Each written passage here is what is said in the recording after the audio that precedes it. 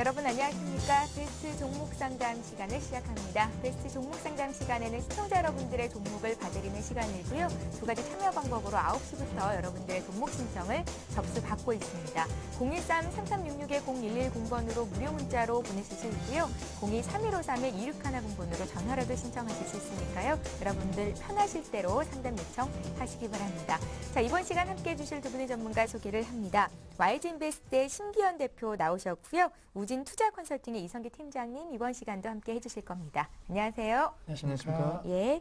자, 오늘도 본격적으로 종목 상담 시작해 보겠습니다. 출발. 자, 먼저 전화 연결부터 한 통 받아볼까요? 안녕하세요.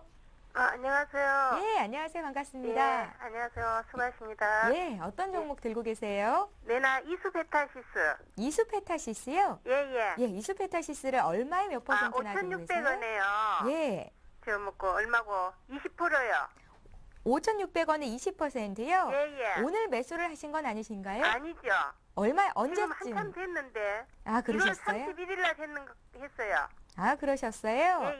예. 예. 뭐 한 번 고점에 팔 시기도 있었는데 일단 그 시기는 놓치신 것 같고요.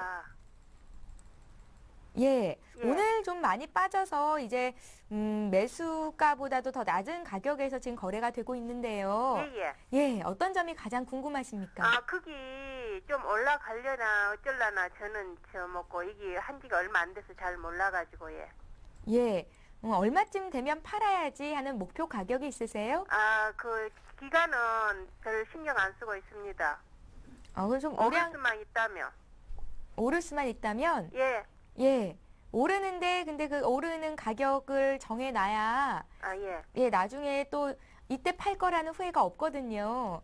그래요? 예, 목표 가격이 잘 몰라가지고 목표 가격도 여기 안 적혀 있네. 예. 예, 목표 가격이랑 손절 가격이랑 저희가 좀 봐드릴게요. 예, 고맙습니다. 예, 고맙습니다. 예. 신기현 대표님, 네. 초보 투자자 하신 것 같아요. 네. 팁도 좀 주십시오. 네, 우선은 지금 이수페타시스 같은 종목 매수하셨는데 비중적인 측면에 있어서는 상당히 좀 양호한 투자 전략 세우셨다라고 전망을 해드리겠고, 예. 이 종목 같은 경우는 여러 가지 모멘텀이 있습니다. 사실 2011년도 실적에 대한 기대가 그렇게 크지는 않았지만은 2012년도 들어서 다시 한번 재차적으로 상승 랠리에 대한 기대감이 높아지고 있는데, 여러 가지 최근에 이슈가 되고 있는 산업 테마에 있어서 이수페타시스가 어느 정도는 중심은 아니지만은 그 테마와 그리고 업종에 있어서의 부각 가능성이 상당히 높아지고 있다라고 말씀을 드리는 게, 우선 첫 번째 같은 경우에는 LTE 관련 수혜 업종으로서 분류가 되고 있습니다. 최근 LTE라든가 와이브로 역시나 이 통신 관련 통신 장비 업체들의 상승폭 확대되면서 이수페타시스 그에 따른 수혜 기대감이 높아지고 있다는 점에서는 긍정적이다라고 말씀을 드리겠고, 또한 나로 관련된 그런 이슈에도 어느 정도 조금 섹터에 연결이 되어 있는 종목인 만큼 우주 항공주 올 연말에는 조금 이슈가 될 것으로 판단되고 있기 때문에 중장기적으로도 이러한 모멘텀에 있어서는 상당히 긍정적이다라고 말씀을 드리면서, 무엇보다도 클라우딩 서비스 관련된 이슈가 역시나 실적 개선 모멘텀으로 작용할 수 있을 것으로 판단되고 있습니다. 따라서 오늘장 현재 2.8%대 하락 흐름 보이면서 지금 손실 구간으로 접어드셨는데, 개인적으로는 손실보다는 이 확대에 대한 기대감이 높아질 수 있다는 점 염두하시면 좋겠고, 제가 2012년도 상당히 좀 강한 상승 이루어지고 있다라고 말씀을 드리는 게 역시나 이 시점입니다. 그 2월 초순쯤에 계속적으로 상승 추세 확대되면서 저점과 그리고 고점 사이도 확대되는 모습 보이면서 오히려 상승폭이 확대 가능성이 높아지고 있고, 지금 가격대가 지금 매수하신 가격대 부분이 그래도 지지 라인의 조금은 밑에 부분이기 때문에 상승에 대한 기대감 높아진다고 한다면은 수익도 조금 더 크게 나타날 수 있을 것으로 판단되고 있고, 변동폭은 그렇게 크지 않은 상황인 만큼 이러한 추세 이어진다고 한다면은 목표가는 6,200원대까지의 도달 가능성은 높을 것으로 판단되고 있습니다. 따라서 우선은 초보자이신데 목표가 6,200원 라인 잡고 매매하신다라고 한다면은 수익 보고 한 10% 정도의 수익 보고 나오시는 관점 될 수 있겠다라고 전망을 해드리겠고, 손절가 같은 경우에는 앞서 말씀드린 지지 라인 형성 여부가 상당히 중요할 것으로 판단되고 있습니다. 개인적으로는 지금 실적도 2분기 개선 기대가 높아진다라는 시장의 전망치가 나오고 있기 때문에 쉽게 붕괴는 안 될 것으로 판단되고 있기 때문에 짧게 5,400원만 이탈되지 않는다라고 한다면은 우선 홀딩 전략 유효하겠다라고 말씀을 드리면서 지금 시점 6,200원으로 매수가보다도 높은 목표가 설정 가능하다라고 먼저 정리해 드리겠습니다. 예, 일단 목표가를 6,200원 잡으시고요. 그때 주가 상승도가 좀 탄력이 있다면 다시 한번 문의 주십시오. 더 높은 가격대도 잡아드리도록 하겠습니다. 이수 페타시스 봤고요. 이번에 문자로 들어온 종목들 몇 개 보겠습니다. 서울경제 열혈 팬입니다 하시면서 주신 분이 계신데요. 일양약품을 27,800원에 100% 사셨다고요. 앞으로의 전망, 목표가, 손절가 함께 알려주십시오. 감사합니다 하셨습니다. 0127님의 종목 봐주십시오. 네. 예. 일양약품 같은 경우는 우리나라 중견 제약사라고 볼 수가 있겠고요. 일단은 최근에 들어서 신약 이런 부분들에 대한 기대감들로 큰 폭으로 상승을 했다가 다시 한번 그런 폭들은 약가 인하 부분들이 좀 적용되면서 또 큰 폭으로 내려오고 굉장히 변동폭 큰 모습입니다. 일단 일양약품 실적 부분들을 보게 되면요. 원래 PER 기준으로는 못 봅니다. 이 기업 같은 경우는 1000배가 넘어갔었던 적도 있던 기업이고요. 보편적으로 100배가 넘는 수준에서 거래되기 때문에 일단 그런 것들은 어떤 누적 기준으로 봐서 자산 가치로 보게 되면 한 1.5배에서 3.6배 수준, 그러니까 BPS 기준에서 1.5배에서 3.6배라는 거 우선적으로 말씀드릴 수 있겠고요. 올해 BPS, 그러니까 작년이죠. 작년 BPS 수준이 어느 정도 되냐면 주당 10,000원 정도 됩니다. 그렇기 때문에 그런 점들 감안하고 수익성 요소 감안했을 때는 그보다는 조금 더 상향 조정해가지고 한 대략적으로 전반적인 폭은 17,500원에서 40,000원 선 사이 정도가 굉장히 높은 밴드폭이 나올 수가 있다라고 이렇게 말씀을 드릴 수가 있겠는데요.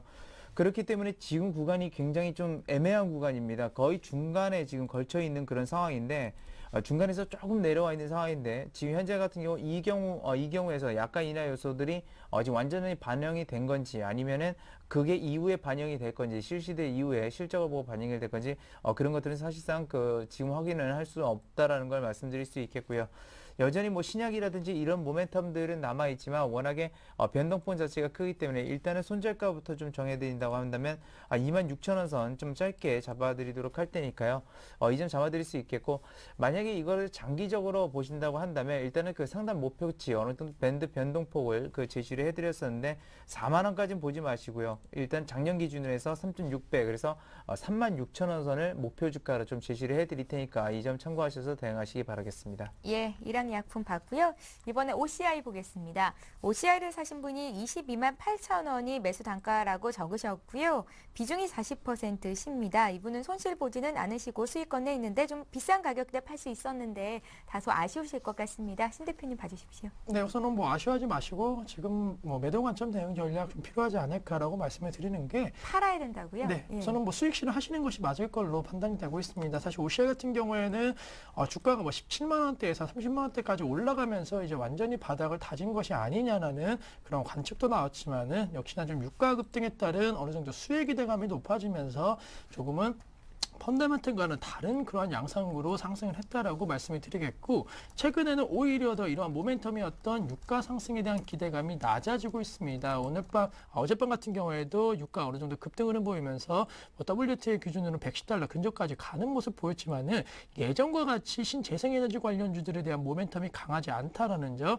역시나 실적 시즌을 앞두고 있는 만큼 OCI 같은 종목군들 모멘텀에 대한 기대감보다는 실적에 대한 우려감이 커지고 있다라고 말씀을 드리겠습니다. 따라서 태양광이라든가 풍력 관련주들 실적 개선 기대감이 낮은 것은 시청자님들 뿐만이 아니고 지금 시점 시장에서 어느 정도 인식하고 있는 것이 사실이기 때문에 당분간 실적 기대감 높아지고 있는 종목 쪽으로 관심이 높아진다고 한다면은 OCI 같은 종목은 오히려 하락에 대한 가능성이 높을 것으로 판단되고 있기 때문에 이 종목으로 수익 내셨다라고 한다면은 아마 작년도 연말쯤에 매수하셨는데 우선 한 2에서 3개월 정도 들고 계셨기 때문에 수익 보고 나오는 신용 관점 필요하겠고 30만 원 다시 한번 올라오지 않을까라는 기대감보다는 그냥 매도하신 다음에 다른 종목 쪽으로 그리고 다른 테마나 업황 쪽으로 가지시는 전략이 지금 시점은 좀 필요하다라고 말씀을 드리겠습니다. 예, 이렇게 해서 문자 받고요. 이번에 또 전화 한 통 받아보겠습니다. 안녕하세요.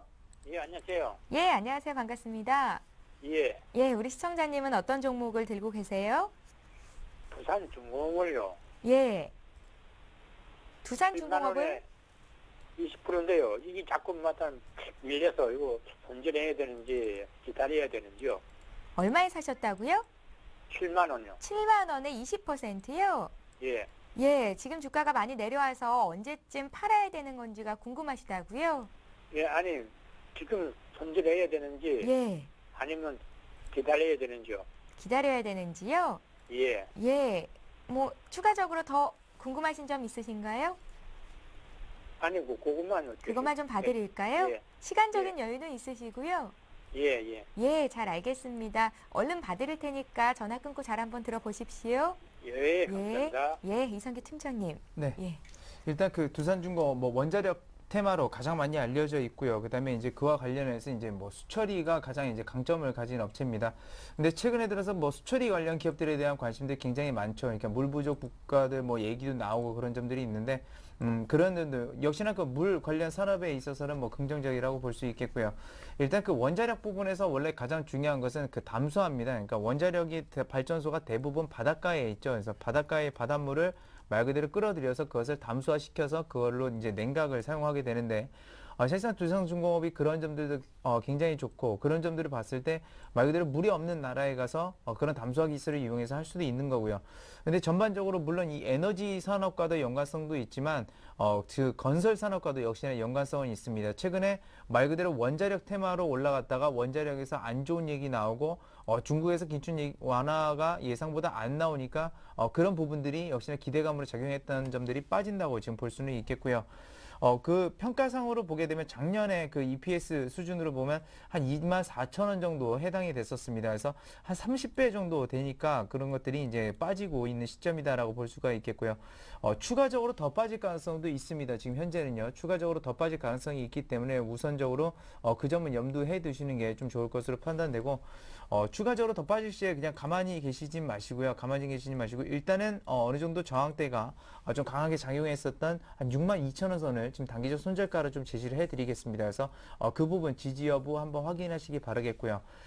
수익 개선세가 빨리 늘어난다고 하더라도 그렇게 빨리 늘어날 수 없습니다. 그렇기 때문에 대략적으로는 한 7만 원 선 사이에서 계속적으로 좀 박스권 장세, 그러니까 확실한 모멘텀이 없는 이상 그 정도 장세에서 이룰 것으로 예상되고 있기 때문에 단기적 목표가 7만 원 선 제시를 해드리도록 하겠습니다. 예, 7만 원 선에서 오를 줄 알았는데 주가는 밑으로 방향을 잡아서 좀 걱정이 되시는 것 같은데요. 일단은 손절가를 62,000원 잡으시고 그때 가격이 뚫려서 내려가게 되면 그때는 일단은 리스크 관리를 하시고 다시 한번 공략하는 시점을 잡아보시기 바랍니다. 두산중공업 봐드렸고요.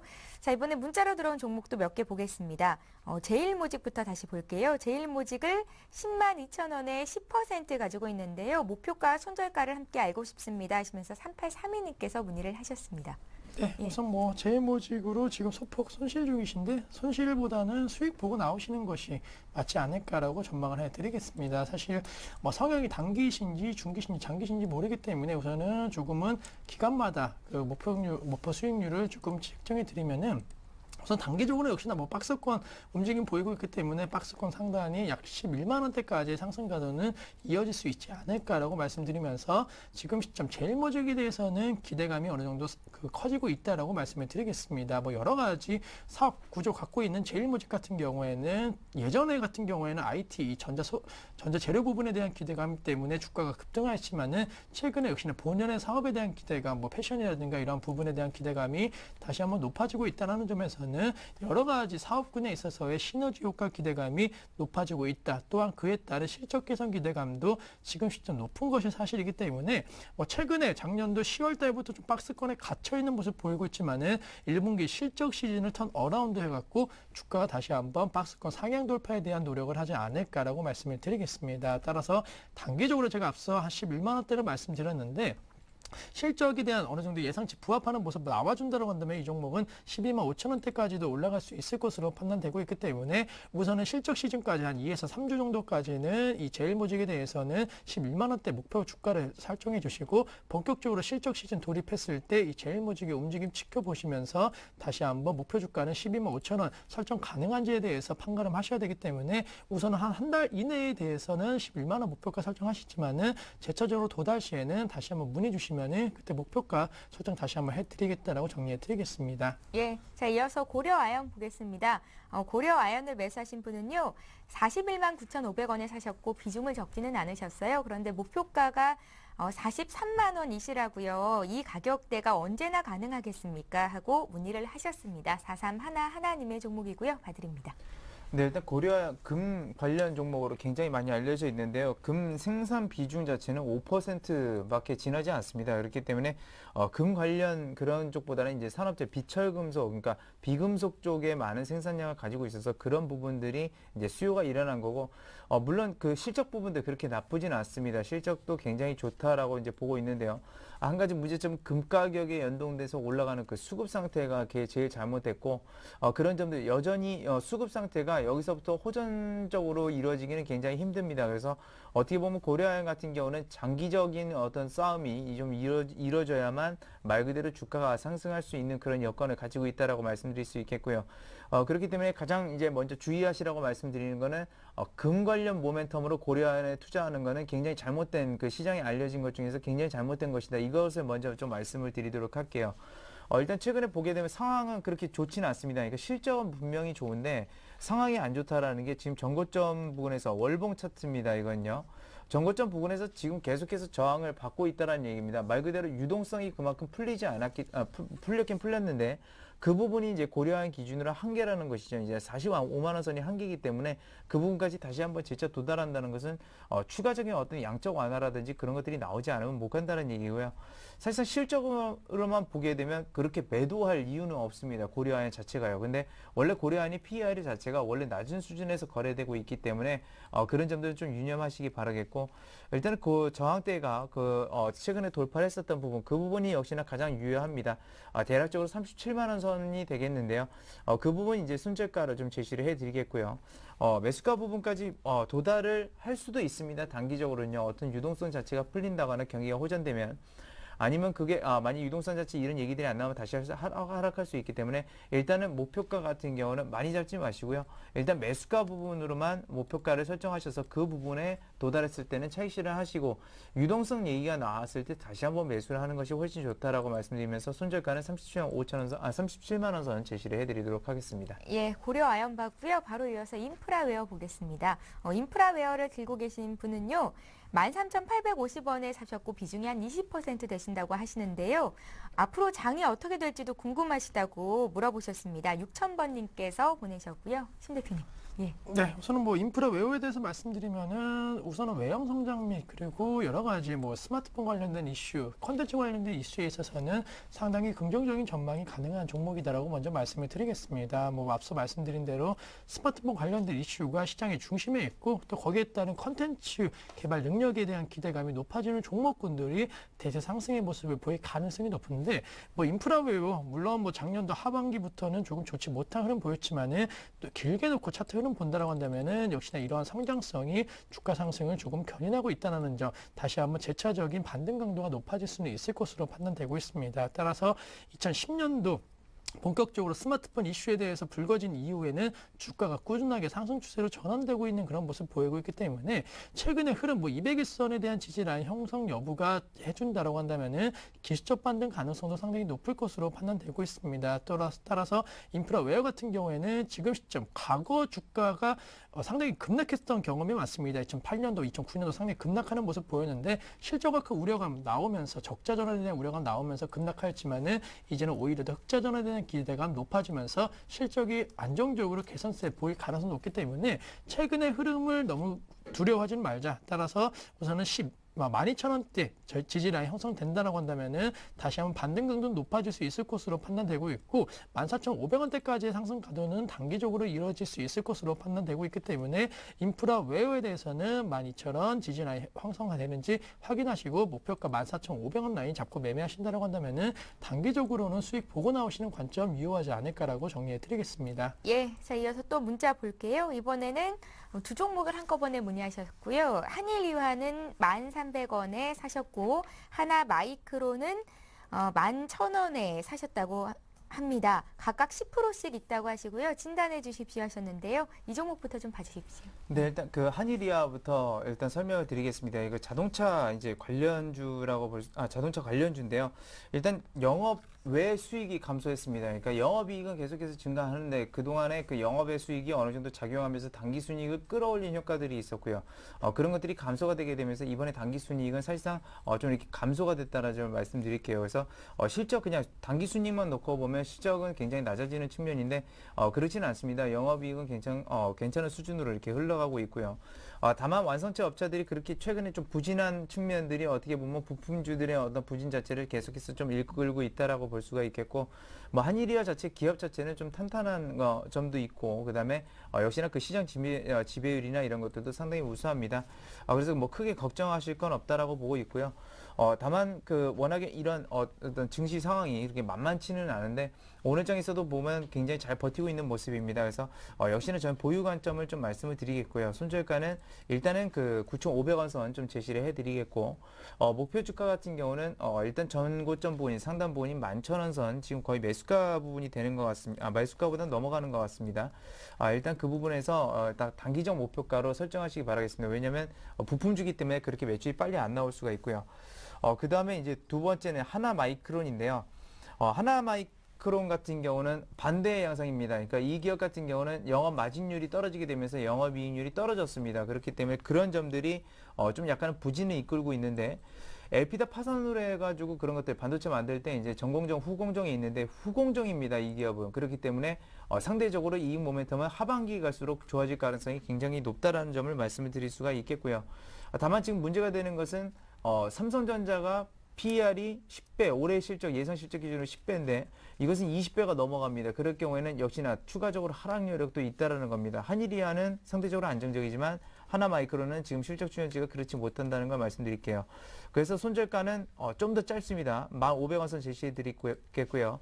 목표 주가로는 12,000원 넘어갔을 때 분할 매수해서 12,500원까지 목표 주가를 좀 제시를 해 드리도록 하겠습니다. 예. 결과적으로 한일이와 하나마이크론 두 종목 모두 수익 보고 나올 수 있겠다 하신 겁니다. 잘 참고하시기 바랍니다. 자, 이렇게 해서 오늘 종목 상담 여기까지 듣겠고요. 잠시 후에 오늘의 주요 뉴스 전해드립니다.